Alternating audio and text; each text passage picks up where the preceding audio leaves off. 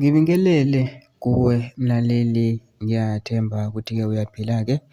Mina nje ngizocela kuwe-ke laphana-ke ukuthi-ke uma uthi usamusha kulona-ke ikhasi-ke leli, wenze nje okulungile nje, ungixhase ungaphumi nje ungacindezelanga-ke ibhathini subscribe nje akubiza imali kumahhala nje ukhiphe nesenti-ke elimnyama leli, kwenza ukwazi phela ukuthi uyibe sethubeni lokuthi-ke uthole nezinye-ke iy'ndaba-ke ezintsha engizobe kulethela zona, ngikufakela zona-ke kulona-ke ikhasi-ke leli kusukela-ke manje-ke kuze ngikuphuthele ezindaweni njengamanje ukuthi ungabe ucindezela-ke ibhathini u-subscribe njengamanje. Uku-subscribe nje akubizi imali kumahhala nje ukusho nesenti-ke elimnyama-ke leli.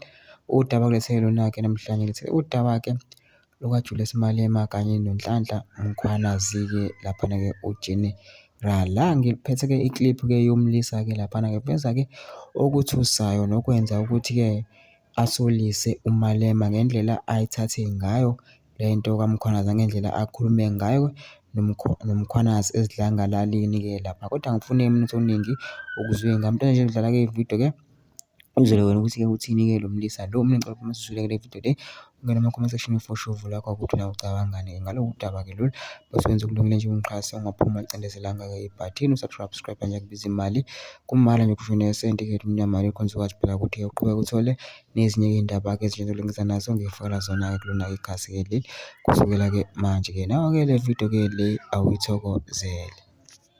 The president of the EFF, knowing the big five of crime or being acquaintances with one or more of the big five of crime, is not suspicious. What's suspicious is him being angry that people are pointing out that relationship. I mean, we understand that once you get to a certain level of society, you tend to hang out in the same circles and get to know the same people, and people that are involved in crime tend to hang around circles where powerful people are, and they network with them. Now, that's not an issue that we can excuse, but you being angry that people are exposing your relationship to these people, now that raises suspicion.